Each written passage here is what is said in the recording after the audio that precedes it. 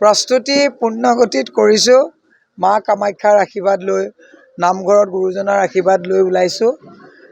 কালি পুৱা 9:15 মানত মই ঘৰৰ পৰা ওলাম। 10টা বজাত মানৱেন্দ্ৰ শৰ্মা কমপ্লেক্স গৈ পাম। তাৰ পৰা আমি পদযাত্ৰাৰে আমি নমিনেশ্যন দিবলৈ যাম। আৰু আপুনি জানি মই সুখী হৈছোঁ যে আমাৰ all India general secretary honourable Jitendra Singhji আহি পাইছে। তেওঁ আমাৰ বাসগৃহলৈ আহি আছে, এতিয়া আহি পাবহি। গতিকে আমি কাইলৈ এতিয়া তেখেতৰ লগতো কেনেকৈ আগবাঢ়িম গোটেইখিনি এতিয়া এটা আলোচনাত আমি বহিম। আৰু অহা কাইলৈ আমি তেখেতে আমাক সংগ দিব। আমি কাইলৈ মনোনয়ন পত্ৰ দাখিল কৰিবলৈ যাম। আৰু আপোনালোকে নিশ্চয় দেখিছে ইয়াতে আজি এতিয়া প্ৰায় 10টাই বাজিব হ'ল। গতিকে গোটেই আমাৰ মানুহখিনি ভিৰ ভাৰ লাগি আছে।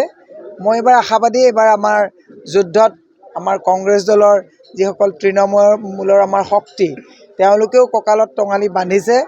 আমাৰ মিত্ৰজোঁটৰ যিসকল সহযোগী আছে সকলোৱে কঁকালত টঙালি বান্ধিছে। দিছপুৰত আমি এইবাৰ যুঁজিম আৰু জিকিম।